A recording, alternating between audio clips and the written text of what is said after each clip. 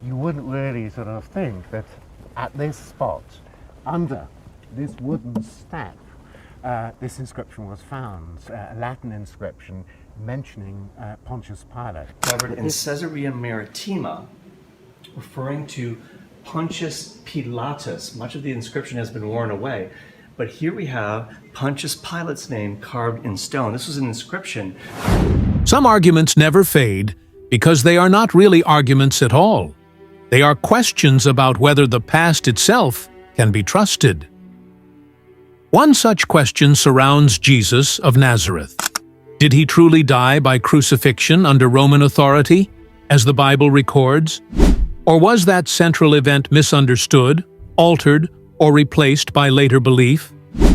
Islam would later claim that Jesus was not crucified, that the Gospel accounts do not preserve what truly happened, and that history itself went wrong at the most important moment of the story.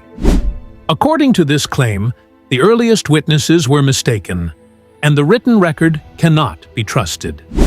For centuries, this remained a theological disagreement. Words argued against words. Texts were weighed against texts. Then archaeology entered the discussion. And archaeology does not argue. It excavates. Sometimes it does not speak with manuscripts. Sometimes it speaks with stone. Before we uncover what was found and why it matters so deeply, take a moment to subscribe to the channel.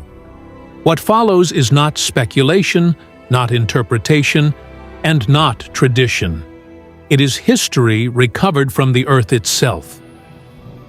To understand why one stone could matter so much, we must first understand the world in which Jesus lived. First-century Judea was not governed by religious leaders alone. It was a Roman province under imperial control. Ultimate authority did not belong to the Sanhedrin or the temple priesthood. It belonged to Rome. Roman rule was systematic. Governors were appointed, not elected. Their titles were formal. Their powers were defined by imperial law. Rome ruled through administration, record-keeping, and visible authority. Executions were not accidents or misunderstandings. They were legal acts carried out by officials whose names were known and whose authority was documented. At the center of the Gospel crucifixion accounts stands one Roman official, Pontius Pilate. The New Testament does not introduce Pilate as a shadowy figure. It names him repeatedly, placing him squarely within Roman governance. Luke's Gospel anchors the ministry of Jesus in a precise historical moment, saying, "Now in the 15th year of the reign of Tiberius Caesar, Pontius Pilate, being governor of Judea." Luke chapter 3, verse 1. This is not mythic language. It is chronological, political, and administrative. Yet for generations, critics claimed Pilate was merely a literary device, invented by later Christians to give their story credibility. That claim did not survive archaeology. Rome governed Judea not from Jerusalem, but from Caesarea Maritima, a grand coastal city built by Herod the Great and transformed into the Roman administrative capital of the province. Caesarea housed Roman officials, military forces, courts, and archives. It was the center of Roman power in the region. If a Roman prefect existed, his presence would be felt there. In 1961, during excavations of a Roman theater in Caesarea, archaeologists uncovered a limestone block that had been reused as a step. Like many Roman stones, it had been repurposed when older buildings were dismantled.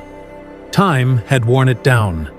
Its original placement had been forgotten, but part of an inscription remained. When scholars carefully reconstructed the damaged text, its meaning became unmistakable. The Latin inscription read, Tiberium Pontius Pilatus, Prefectus Judaeae. Translated plainly, it states that Pontius Pilate, prefect of Judea, dedicated a structure to Emperor Tiberius. This was not religious language.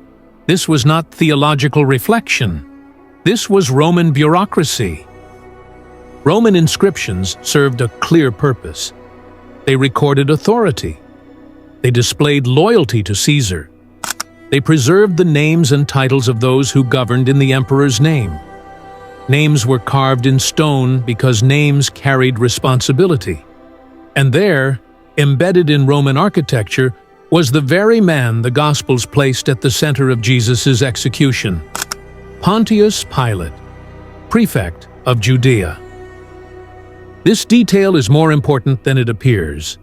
A prefect was not a ceremonial ruler. He was a military governor with judicial authority. He alone could authorize capital punishment. Jewish courts could interrogate and accuse, but they could not crucify. The Gospel of John reflects this exact legal reality when it records the Jewish leaders saying to Pilate, "It is not lawful for us to put any man to death." John chapter 18, verse 31. This statement only makes sense within Roman law, and Roman law is exactly what the Pilate stone confirms. The Bible did not invent Pilate's authority. It did not misunderstand Roman titles. It described a system archaeology later verified. Crucifixion was a Roman punishment, not a Jewish one. It was reserved for slaves, rebels, and those seen as threats to public order. It was public, humiliating, and intended as a warning. The Gospels place Jesus' death squarely within this Roman framework. He is tried, handed over, and executed by Roman authority. Matthew records Pilate washing his hands, not because he lacked authority, but because he knew exactly what that authority meant. Then released he Barabbas unto them, and when he had scourged Jesus, he delivered him to be crucified. Matthew chapter 27, verse 26. This is not symbolic language. It is administrative action. The Bible is not alone in placing Jesus' execution under Pontius Pilate. The Roman historian Tacitus, writing in the early 2nd century, stated that Jesus was executed during the reign of Tiberius by the governor Pontius Pilate. Tacitus was not Christian.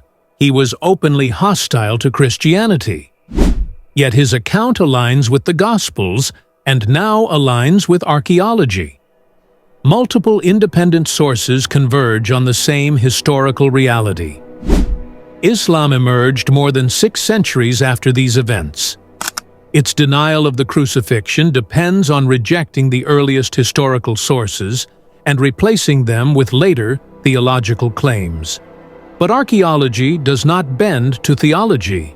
The Pilate stone confirms the Roman authority structure required for the crucifixion narrative to make sense. It anchors the gospel accounts in a real administrative world governed by named officials using documented legal practices. To deny the crucifixion now requires denying Roman governance, Roman law, Roman punishment, Roman inscriptions, and Roman historians. That is not a minor revision of history. It is a wholesale rejection of it. Jerusalem was a volatile city under Roman surveillance. Executions were meant to suppress unrest. Inscriptions were meant to preserve power. The Pilate stone proves that Rome was present, organized, and ruling Judea exactly when the Gospels say it was. Jesus' death did not occur in myth or misunderstanding. It occurred in a documented world of prefects, decrees, and imperial authority. The Pilate stone was not preserved by Christians. It was not carved to defend the Bible. It was reused as building material. And yet, when lifted from the ground, it testified. It testified to a man once doubted. It testified to an office once questioned. It testified to a historical setting once challenged. Stone does not argue. Stone remembers. The Bible does not need to shout to be heard. It does not need to chase later claims.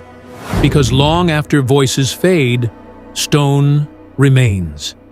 And sometimes, stone remembers exactly who held power, exactly who judged, and exactly when history turned forever.